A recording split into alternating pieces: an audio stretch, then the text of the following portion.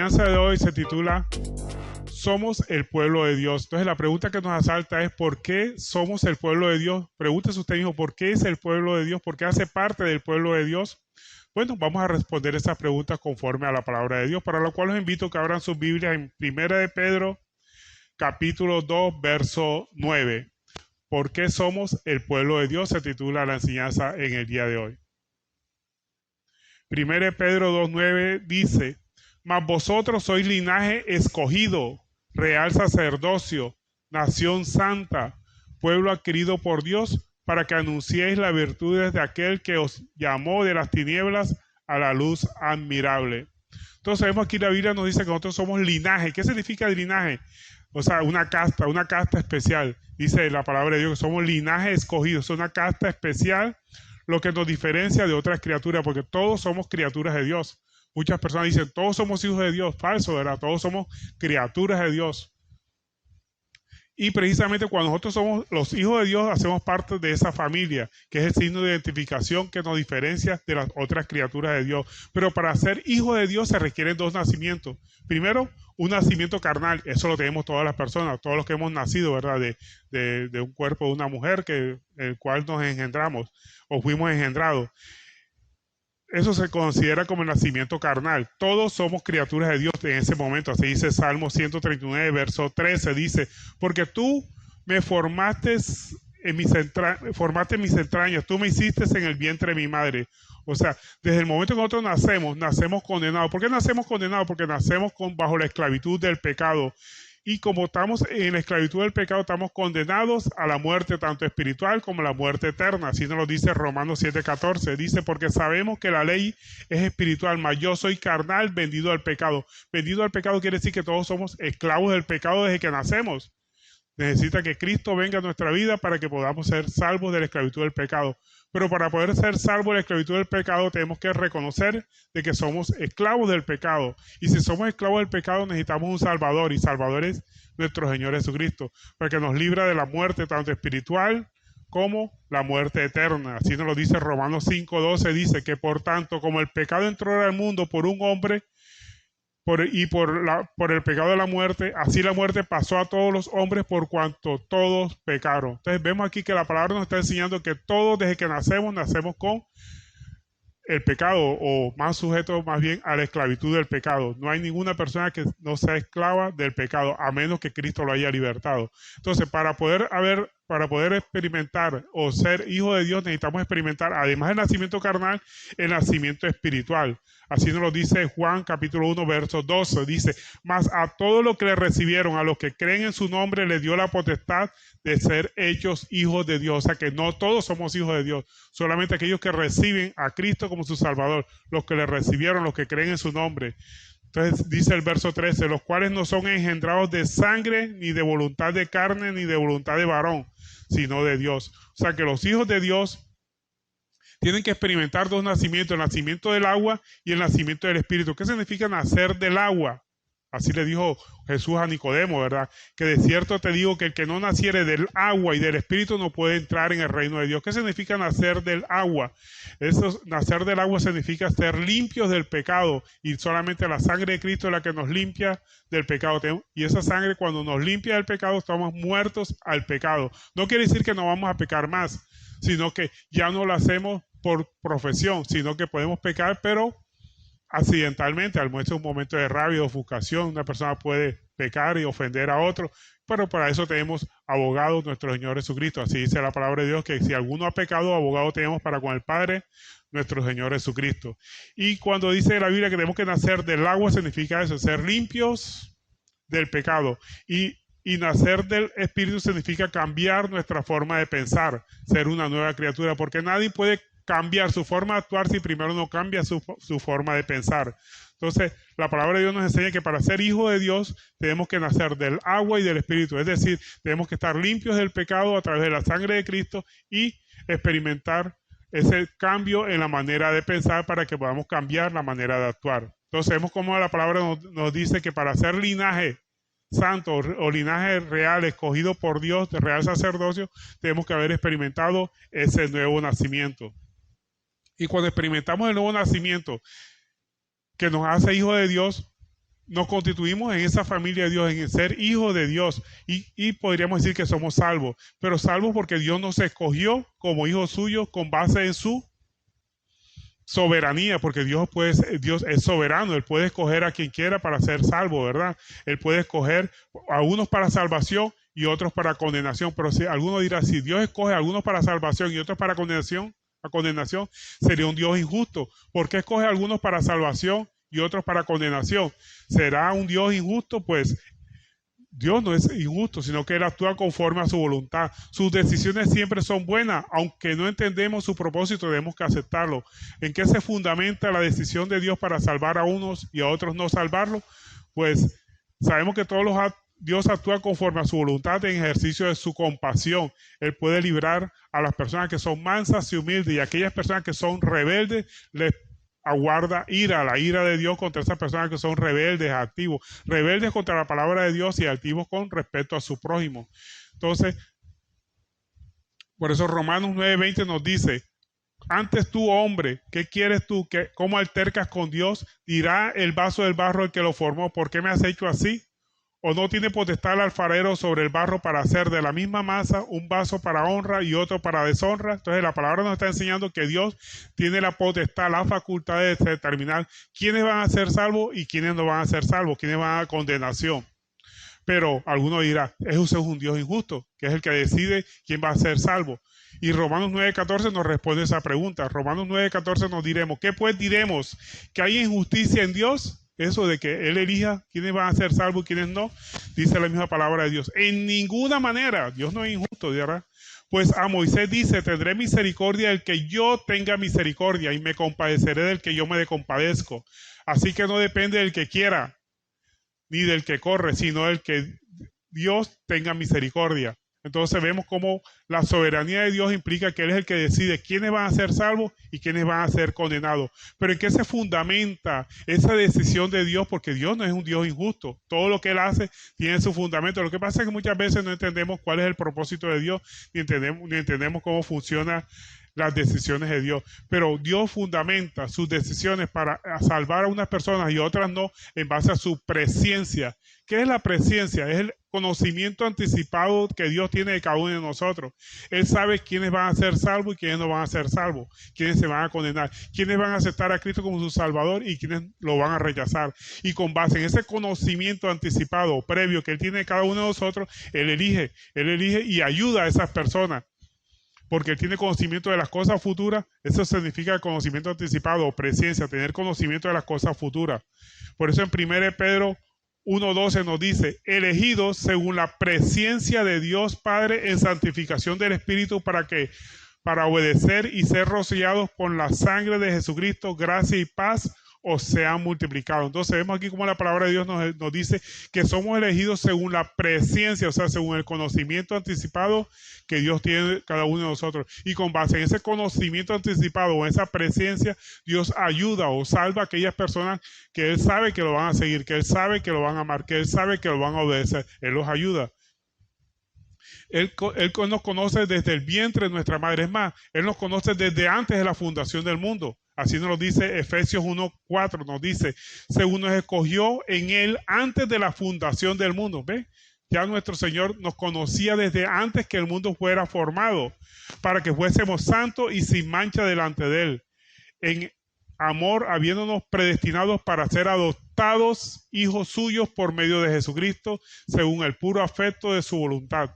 Entonces vemos aquí cómo la decisión de Dios para determinar quiénes van a ser salvos y quiénes no van a ser salvos se fundamenta en la presciencia. Entonces vemos que Dios no es un Dios injusto que decide arbitrariamente quiénes van a ser salvos y quiénes no van a ser salvos, sino que Él fundamenta su decisión en la presciencia o en el conocimiento anticipado que Dios tiene de cada uno de nosotros, y también en su libre elección. Dios conoce de antemano, como decíamos, quién va a ser salvo, quiénes van a ser hijos de Dios. Debemos dar gracias porque la salvación es un regalo. Nosotros no tenemos que hacer nada para obtener la salvación. Es un regalo que podríamos decir que es un regalo inmerecido, o sea, que es un regalo no ganado.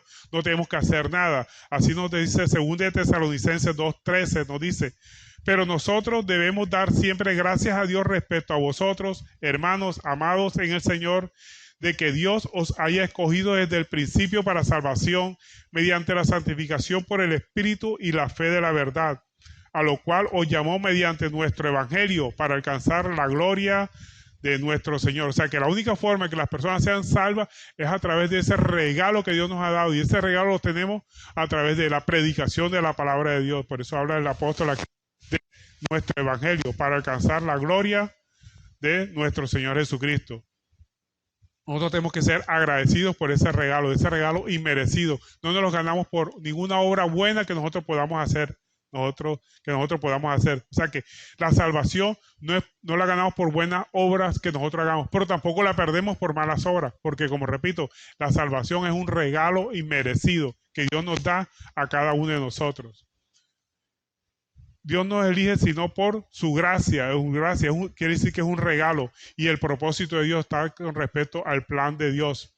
Por eso 2 Timoteo 1:9 nos dice, quien nos salvó y llamó con llamamiento santo, no conforme a nuestras obras, sino según el propósito suyo y la gracia que nos fue dada en Cristo Jesús antes de los tiempos de los siglos. Entonces la Biblia nos enseña que el regalo que Dios nos ha dado y nos ofrece en este momento y nos mantiene es la salvación y vida eterna en Cristo Jesús. No la ganamos por obras, así tampoco la perdemos por obras, porque así como dice la palabra de Dios, que es un regalo que Dios nos ha dado, no por obras para que nadie se gloríe. Que yo me gané la salvación porque soy buen padre, o soy buen hijo, o soy buen hermano. No, nadie se gana la salvación por buenas obras, sino a través de la obra redentora de Cristo en la cruz del Calvario, porque lo contrario sería como tendríamos necesidad de complementar la obra salvadora de Jesús. La obra salvadora de Jesús es perfecta, no hay que complementarla para nada. Simplemente nosotros tenemos que seguirlo. Entonces Dios nos elige y nos da ese regalo para que cumplamos el propósito de Dios, el plan de Dios. Y ese regalo nos lo da por su misericordia. Por su misericordia nos perdona los pecados y nos cambia la forma de pensar. Porque el Evangelio es eso. Cuando nosotros recibimos el Evangelio de Cristo en nuestro corazón, nos renueva, nos hace nueva criatura y somos salvos a través de esa regeneración en Cristo Jesús. Solo tenemos que creer. Miremos lo que nos dice Romanos 2, capítulo 2, verso 8, que precisamente nos dice que solamente tenemos que creer.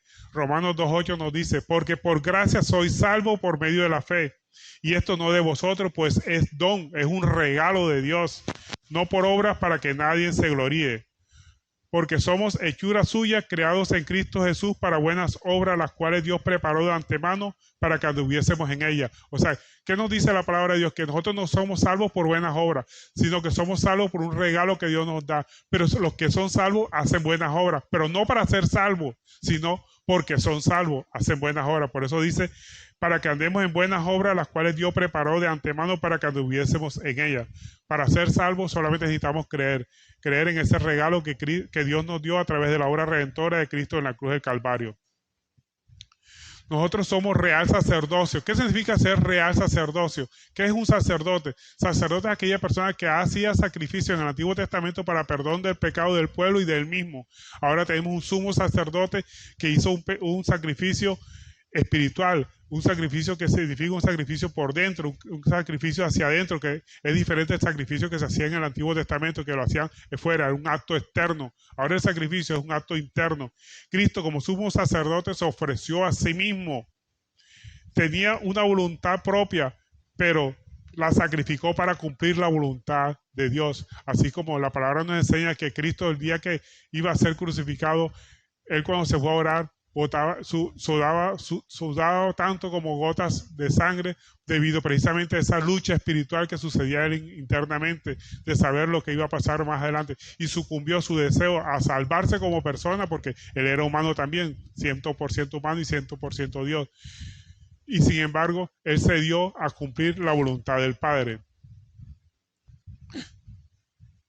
Romanos 4:14 nos dice, por tanto, teniendo un gran sumo sacerdote, mira que tenemos un gran sumo sacerdote que traspasó los cielos, Jesús, el Hijo de Dios, retengamos nuestra profesión, porque no tenemos un sumo sacerdote que no pueda compadecerse de nuestras debilidades, sino uno que fue tentado en todo, según nuestra semejanza, pero sin pecado. Ahora, Él se sacrificó, ¿verdad? Hizo un sacrificio para darnos la salvación y vida eterna. Nosotros, como sacerdotes de Cristo, sacrificamos lo que más amamos por amor a Cristo. ¿Y qué es lo que más amamos nosotros? Nuestros propios deseos. Morimos al yo. Y eso es lo que tenemos que hacer nosotros como sacerdotes de Cristo. Sacrificar nuestras pasiones, sacrificar nuestros deseos. Para terminar diciendo, ya no vivo yo, sino que Cristo vive en mí. Lo que antes vivía en la carne, ahora lo vivo en el Espíritu para satisfacer los deseos de Dios. Romanos 12, verso 1 nos dice: así que, hermano, os ruego por la misericordia de Dios que presentéis vuestros cuerpos en sacrificio vivo,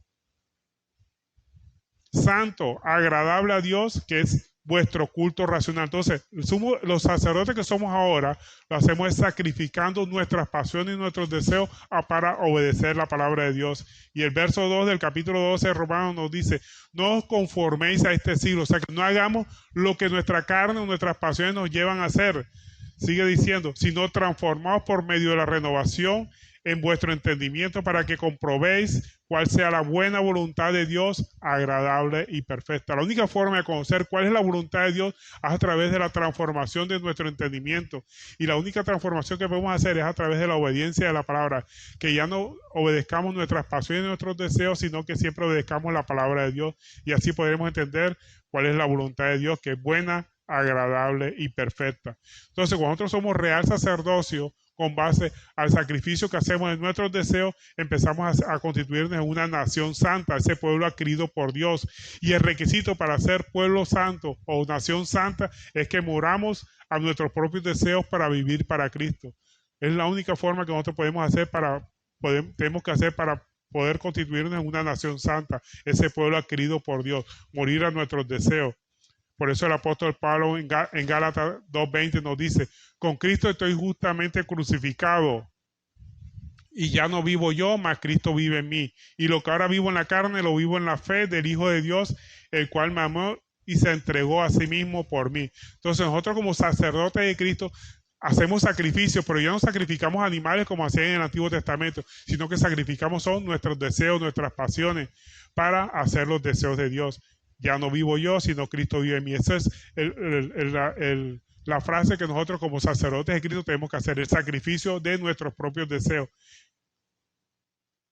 Por eso es que ya debemos ser nueva criatura. El pueblo de Dios pasa a ser ahora nueva criatura. Lo que éramos antes ya lo sacrificamos, ahora somos nuevas personas. Cambiamos nuestra forma de pensar, y si nosotros cambiamos nuestra forma de pensar, pues cambiamos nuestra forma de actuar.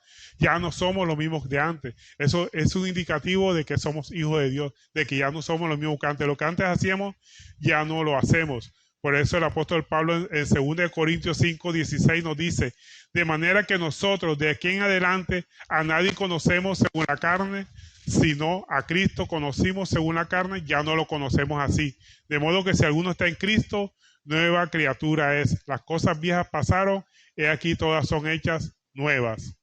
Entonces, el pueblo de Dios es esa persona que hace parte de ser una nueva criatura, que ya no hace lo que hacía antes, y somos salvos. ¿De qué somos salvos cuando recibimos a Cristo como nuestro Salvador y que somos sacerdotes de Cristo? Somos salvos de la esclavitud del pecado, de vivir en tinieblas. ¿Qué significa vivir en tinieblas? Vivir con respecto a nuestras bajas pasiones, vivir en rencores, en odio, que no perdonamos, sino que nos basamos solamente en nuestros propios deseos, nuestros propios instintos, y pasamos a ser luz. Y cuando pasamos a ser luz, ya perdonamos y fundados en el amor, y todo para hacer el bien.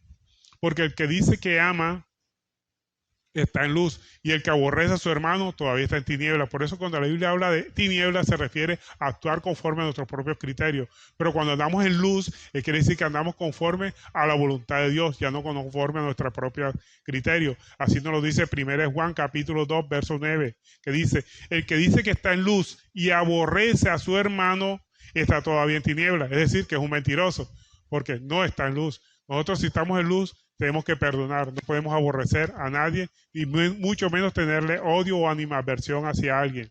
Y Romanos 6:17 nos dice el apóstol Pablo: pero gracias a Dios que aunque erais esclavos del pecado, habéis obedecido de corazón a aquella forma de doctrina a la cual fuisteis entregados, y libertados del pecado vinisteis a ser siervos de la justicia. O sea, nosotros pasamos de ser esclavos del pecado a ser siervos de la justicia, o a ser siervos de Cristo.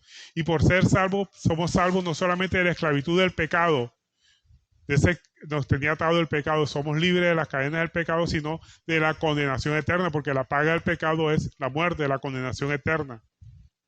Así como dice Juan 3:18, el que en él cree, o sea, en Cristo, el que en él cree no es condenado, pero el que no cree ya ha sido condenado, porque no ha creído en el nombre del unigénito Hijo de Dios.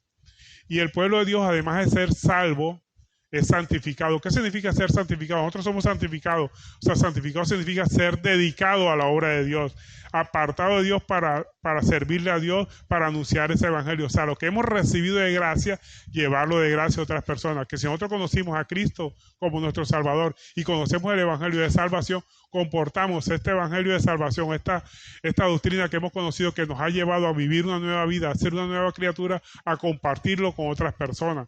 Y cuando nosotros compartimos el evangelio, nos constituimos, ¿sabes qué? Nada menos que en embajadores de Dios. Así nos lo dice 2 Corintios 5:20, dice, así que somos embajadores en nombre de Cristo, como si Dios rogase por medio de nosotros, o rogamos en nombre de Cristo reconciliados con Dios. Cada vez que nosotros predicamos el evangelio, nos constituimos en embajadores de Cristo. Rogamos a través. Es como si Dios rogara a través de nosotros a las demás personas que se conviertan a Cristo, que se conviertan al evangelio para que sean salvos. Dios nos ama tanto que Él no quiere que nadie se pierda, sino que todos lleguen al conocimiento de la verdad y puedan ser salvos. Salvos de sí mismos, porque cuando nosotros no conocemos de Cristo, andamos en pecado, andamos en tinieblas, andamos con base en nuestras propias concupiscencias que nos llevan a hacer lo malo ante los ojos de Dios y nos lleva a destruirnos a nosotros mismos, porque el que practica el pecado se está destruyendo a sí mismo y Dios no quiere que nosotros nos destruyamos. Él quiere que todos tengan vida eterna. Por eso Juan 3:16 nos dice, de tal manera amó Dios al mundo que ha entregado a su Hijo unigénito para que todo aquel que en Él crea no se pierda, sino tenga vida eterna. ¿Cuál es la prueba de que somos hijos de Dios? Es que estamos muertos a nuestros deseos egoístas. Eso significa ser hijo de Dios, que ya no andamos en tinieblas, que ya no andamos conforme a nuestros deseos y nuestras pasiones, sino que somos reales sacerdotes, que presentamos nuestro cuerpo como sacrificio vivo, o sea, que ya no hacemos lo que nuestros propios deseos, nuestras propias pasiones nos llevan a hacer, sino que lo sacrificamos. Todos los días tenemos que hacer esos sacrificios de lo que más amamos. ¿Y qué es lo que más amamos? Nuestra propia voluntad, nuestros propios deseos egoístas, que cuando nos ofenden queremos también ofender a las otras personas, que si nos humillan queremos ya que esa persona no sea más nuestro amigo. No, nosotros tenemos que perdonar. Vea, cuando una persona nos ofende, Dios lo permite en nuestra vida para ver qué es lo que hay en nuestros corazones, si somos capaces de perdonar, así como Dios nos ha perdonado a nosotros. Si nosotros no perdonamos a las personas que nos han ofendido, quiere decir que estamos en tinieblas y no hay luz en nosotros. Tenemos que perdonar, así como Cristo nos perdonó a nosotros. Todos los días tenemos que sacrificar nuestro ego, nuestra vana manera de vivir, nuestras pasiones, nuestro egoísmo, empezar solamente en nosotros y no pensamos en la obra de Dios, que Él utiliza muchas veces a personas que nos ataquen, que hablen mal de nosotros para ver cómo nos comportamos. Entonces, veamos a esa persona que nos ofende como instrumentos que Dios está utilizando para ver hasta dónde podemos llegar. Y entonces, como son instrumentos de Dios, amemos todos los instrumentos de Dios, amemos a todas las personas, no importa si nos hacen la vida de cuadrito, porque para el mundo es fácil amar a aquellas personas que los aman, pero amar a las personas que nos ofenden, amar a las personas que nos calumnian, amar a las personas que nos critican, eso solamente lo hacen los hijos de Dios, que saben que Dios tiene el control de todas las circunstancias, de todo lo que nos pase a nuestro alrededor. Todos los días debemos sacrificar lo que más amamos, nuestro ego. Eso significa andar en vida nueva. Mire lo que nos dice al respecto Romanos 6:4. Romanos capítulo 6:4 nos dice, porque somos sepultados juntamente con Él para muerte por el bautismo, a fin que como Cristo resucitó de los muertos para gloria del Padre, así nosotros andemos también en vida nueva. La vida nueva significa eso, que ya no vivamos conforme a nuestros deseos, sino conforme a los deseos de Dios. Y Dios quiere que además que lo amemos a Él, amemos a todas las personas que están a nuestro alrededor. Porque seríamos unos mentirosos si decimos que amamos a Dios y aborrecemos o odiamos a alguien. Dios quiere que nos amemos como buen Padre, que de todos nosotros, como buen creador de todos nosotros, quiere que todas sus criaturas se amen, que todos sus hijos también, con mucha más razón, se amen entre ellos. Eso significa vivir en luz, vivos para Cristo, dedicados para hacer su voluntad. Vivimos para Cristo. Si nosotros vivimos para Cristo, tendremos la promesa de vida eterna. Por eso 1 Juan 2:16 nos dice, por todo lo que hay en el mundo, porque todo lo que hay en el mundo, los deseos de la carne, los deseos de los ojos y la vanagloria de la vida no proviene del Padre, sino del mundo. Y el mundo pasa y sus deseos, pero el que hace la voluntad de Dios, el que hace la voluntad de Dios, subraya esa palabrita, el que hace la voluntad de Dios permanece para siempre. O sea que no tenemos que hacer nuestra propia voluntad. Casi siempre, si usted examina, no digamos casi siempre, digamos siempre que nosotros hacemos nuestra propia voluntad, nos va mal. Terminamos ofendiendo, terminamos haciendo cosas malas ante los ojos de Dios y ante los ojos de las demás personas. Por eso el Señor dice, el que hace la voluntad de Dios permanece para siempre y no tendrá que arrepentirse de nada cuando usted hace la voluntad de Dios. Pero cuando nosotros hacemos nuestra propia voluntad, terminamos ofendiendo a las personas y terminamos mal, no solamente con esas personas, sino con Dios mismo. Porque el que ofende a alguien está ofendiendo directamente a Dios. Ahora, para ser pueblo de Dios, significa que tenemos un derecho, tenemos un privilegio. ¿Cuál es ese privilegio? De que fuimos escogidos para ser hijos suyos. Imagínense ustedes qué privilegio tan grande tenemos nosotros de por ser pueblo de Dios. Y por ese privilegio que tenemos de ser hijos suyos, tenemos derecho a la vida eterna. A todos los que lo recibieron, todos los que creen en su nombre, Dios les dio la facultad de ser constituidos hijos de Dios. Pasamos de ser simples criaturas de Dios a ser hijos de Dios. Por eso no todos somos hijos de Dios, como una doctrina falsa o herética dice por ahí que todos somos hijos de Dios. Falso. Todos somos criaturas de Dios. Miren lo que dice Juan 1:12. Aquí nos aclara que no todos somos hijos de Dios. Juan 1:12 dice, mas a todos los que le recibieron, a todos los que creen en su nombre, les dio la potestad de ser hechos hijos de Dios. O sea, nos constituimos hijos de Dios cuando creemos en Cristo, el unigénito Hijo de Dios.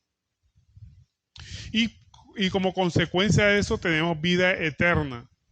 Así nos lo dice el Salmo 33, verso 12. Bienaventurada la nación cuyo Dios es Jehová, el pueblo que escogió como heredad para sí, el pueblo que Dios escogió como heredad para sí. Somos nosotros los que hemos creído en el unigénito Hijo de Dios. Pero así como tenemos derechos, los hijos de Dios tenemos responsabilidades. ¿Cuáles son las responsabilidades que tenemos como hijos de Dios? Aceptar el gobierno de Dios en todas las circunstancias, aceptar el gobierno de Dios que administre nuestras vidas, no dejarnos más manipular por nuestras propias pasiones ni nuestros propios deseos. Eso significa ser hijo de Dios, nuestra propia responsabilidad, que cuando peca se arrepiente, porque como hijo de Dios podemos pecar, claro que pecamos, pero la diferencia entre el pecado de un hijo de Dios y una persona que no es hijo de Dios es que el que no es hijo de Dios se jacta de su pecado, lo publica hasta en las redes. Estaba emborrachándome, haciéndome tales cosas, hasta publica en las redes todos los pecados que hace. Mientras que el hijo de Dios cuando peca, le cae un remordimiento en su corazón se constriñe y va y le pide perdón a Dios y a la persona que ofendió. Ese es el verdadero hijo de Dios, que aunque peque, se arrepiente inmediatamente, se entristece en su corazón y le pide perdón a Dios. Mientras que el que no es hijo de Dios, no, se jacta, se enorgullece, inclusive hasta se jacta, se vanagloria de las ofensas que haya cometido otra persona. Nunca se arrepiente. Perdona también, esa es otra cosa importante que hacen los hijos de Dios. Perdona al que lo ofende, sin distinción. No importa quién haya sido el que lo ofendió, siempre perdona. ¿Por qué? Porque ve al ofensor como un instrumento que Dios utilizó para probar su corazón. Ese es el verdadero hijo de Dios. El que no perdona no es hijo de Dios. Podríamos decirlo, y eso no lo digo yo, lo dice la misma palabra. El que no perdona anda en tinieblas. Solamente el que perdona es el que podemos decir que vive en luz y que está conforme a la palabra de Dios y es un verdadero hijo de Dios. El Hijo de Dios tiene otra característica, que ama a sus enemigos, ama a todas las personas que lo han atacado, los ama, porque sabe que son instrumentos que Dios está utilizando para perfeccionarlo. Y que también tiene claro que nuestros enemigos no son de carne y huesos, no son de carne y sangre, sino que son huestes espirituales que se mueven en las regiones celestes. Nosotros no tenemos lucha contra carne y sangre. Entonces no ve a las personas como enemigos, sino como personas que hay que ayudarlas, que hay que entenderlas y que hay que perdonarlas. Ese es el verdadero hijo de Dios. Y también otra característica es que los hijos de Dios ven la mano de Dios en todas las circunstancias de la vida, en todas las ven una enfermedad, Ve una bendición en una enfermedad, ve una bendición en una calamidad económica, ve una bendición en un no que le dé una oración Dios. Porque muchas personas ven la bendición de Dios solamente cuando ven que las cosas se dan como ellos creen. Pero cuando Dios le dice que no, Dios no me escuchó, ¿por qué no me habrá escuchado? ¿Será que estoy en pecado? No, Dios también da una bendición con un no, porque hay muchas cosas que nosotros le pedimos a Dios que no nos conviene, y Él nos da un rotundo no, y eso también es bendición. Entonces, ser hijo de Dios es ver la mano de Dios en todas las circunstancias, tanto positivas como negativas, como neutras, en todas las circunstancias de su vida, ve la mano de Dios, siempre, y persevera hasta el fin. No importa si se cayó, pecó, se levanta y pide perdón y sigue avanzando, porque ese es el verdadero hijo de Dios, el que persevera. Por eso en Hebreos 10:39 el apóstol Pablo nos dice: pero nosotros no somos los que retroceden para perdición, sino los que tienen fe para preservación del alma. O sea, que se mantienen en la palabra de Dios, se caen y se levantan nuevamente, lo ofenden, va y pide perdón o ofrece perdón, pero nunca se queda ahí y es obediente a la palabra de Dios. Por eso nuestro Señor Jesucristo dijo: mis ovejas oyen mi voz y yo la conozco y me siguen, y yo les doy vida eterna y no perecerán jamás, ni nadie las arrebatará de mi mano. Esos son los verdaderos hijos de Dios, que obedecen la palabra de Dios, que cuando escuchan la palabra de Dios corren inmediatamente a obedecerla, porque saben que más les conviene obedecerla que desobedecerla, porque en la obediencia a la palabra siempre habrá bendición. Amén. Entonces, la prueba de que somos hijos de Dios es que estamos muertos a nuestras pasiones y deseos egoístas. Eso significa salir de las tinieblas y empezamos a vivir la luz de Cristo, vivos para Cristo, dedicados a hacer su voluntad. Vivimos para Cristo y tendremos la promesa de vida eterna. Para terminar, vemos que ser pueblo de Dios significa que tenemos un derecho, el derecho de vida eterna, ese privilegio de haber sido escogido como hijos de Dios, pero que también tenemos responsabilidades como la de perdonar, arrepentirnos, amar a nuestros enemigos, ver la mano de Dios en todas las circunstancias y perseverar no importa la circunstancia por la que estemos pasando, siempre mantenernos con la mirada puesta en Cristo, nuestro Señor y Salvador. Por eso la palabra de Dios nos dice que bienaventurado la nación cuyo Dios es Jehová, el pueblo que Él ha escogido como heredad para sí. Entonces somos bienaventurados, gocémonos de esa bienaventuranza que Dios nos ha dado y gocémonos de ser hijos de Dios y de las promesas que Dios nos ha dado. Y también asumamos con mucho orgullo la responsabilidad que tenemos por ser hijos de Dios. Amén. Bueno, y esta ha sido la enseñanza por el día de hoy. Espero que la atesoren en sus corazones y lo más importante, que la pongan por obra. Damos gracias a Dios por este mensaje y a ustedes por habernos escuchado en el día de hoy. Gloria a Dios.